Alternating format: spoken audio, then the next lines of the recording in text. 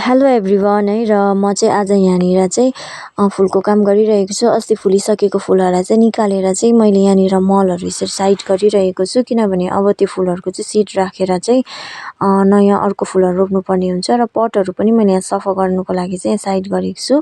अनि आज चाहिँ म चाहिँ होइन सकुलेन्टहरू थियो मेरो यहाँ चाहिँ एक दुईवटा सार्नुपर्ने, सो यो सकुलेन्टहरू सार्नुको लागि चाहिँ मैले यहाँ रेडी गरिरहेको छु है। कतिवटा सकुलेन्टको चाहिँ हामीले लिफबाट पनि बनाउन सक्छौँ है। सो यसरी एकदमै मजाले ग्रो भएर आएको छ। अनि यो चाहिँ हामीले समर सिजनमा चाहिँ सार्नुपर्ने हुन्छ है। समर सिजनमा सार्यो भने चाहिँ कुनै पनि लिफहरू चाहिँ है कुहिएर जाँदैन, सो एकदमै मजाले ग्रो हुन्छ। र यो सकुलेन्टको लागि चाहिँ मैले यहाँनिर मल रेडी गरिरहेको छु। यसमा चाहिँ बलौटा हल्का र पुरानो गार्डनिङ मल, अनि यो जङ्गली मल छ है, जङ्गलबाट लिएको यो रुखको पत्ताहरू, अनि यो तिनटालाई मिक्स गरेर चाहिँ म अब यसलाई रोप्ने छु है। र यहाँनिर चाहिँ अलिकति परलाइट पनि थियो है, यो परलाइट चाहिँ एकदमै धुलो भएको छ है। सो यो परलाइट पनि मिक्स गरिरहेको छु म चाहिँ है। अनि कोकोपिट चाहिँ थिएन मेरोमा, सो कोकोपिट चाहिँ मैले लगाइनँ र यो 4टा मल चाहिँ मैले मिक्स गरिरहेको छु है।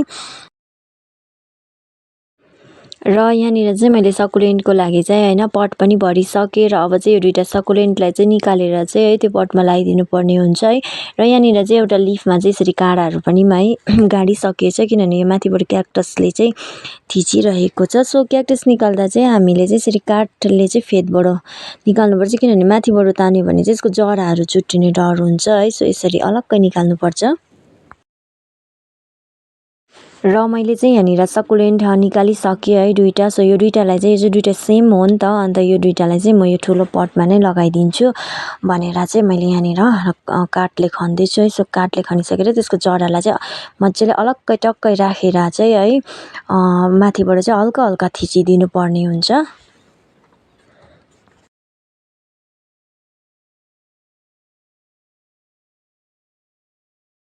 र यहाँनिर चाहिँ डङ्की टेल पनि अब चेप्टिँदैछ, यसरी निकाल्नु पर्ने हुन्छ है। सो कतिवटा चाहिँ क्याक्टस पनि यसरी झरेछ है। सो बेबी क्याक्टसहरू आउँदै थिएछ, सो सबै झरेछ। सो यसलाई पनि अब म अर्को पटमा चाहिँ लगाइदिने छु है। सरिहाल्छ यो चाहिँ अहिले यो समर सिजनमा चाहिँ।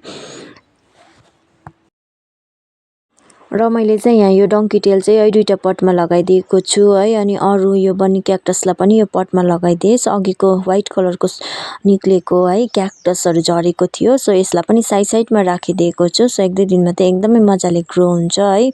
सो यसरी गर्नुपर्ने हुन्छ। कतिवटा सकुलेन्टहरू चाहिँ लिफबाट पनि हामीले है अरू धेरै सकुलेन्टहरू बनाउन सक्छौँ।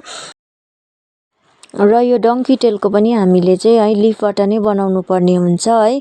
र यो फेदको यो मदर लिफहरू जुटाएर है सो यसरी साइड साइडमा राखिदियो भने पनि यो चाहिँ आइहाल्छ है। र यसलाई चाहिँ कोही कोही बेला पानीहरू चाहिँ हालिरहनु पर्छ है, किनभने ज्यादा सुक्खा भयो भने चाहिँ यो ग्रो हुन सक्दैन।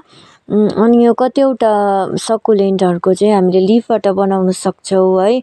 सो लिफबाट चाहिँ हामीले यो समर सिजनमा बनाउनु पर्ने हुन्छ है। सो एउटा दुईटा लिफ जुटाएर यसरी यो सकुलेन्टकै है साइडमा राखिदिनु पर्ने हुन्छ र यो सेतो देखिरहनु भएको यहाँबाट चाहिँ ग्रो हुन्छ है। सो यसलाई चाहिँ हामीले यो माटोमा हल्का टच गरेर राखिदियो भने एकदमै मजाले ग्रो भएर आउँछ है। सो हामीले यसरी नै कतिवटा सकुलेन्टहरूको चाहिँ लिफबाट नै बनाउनु पर्ने हुन्छ। सो यसरी मेरो चाहिँ कतिवटा मैले बनाएको छु लिफबाट नै, यो पनि लिफबाट नै हुन्छ है।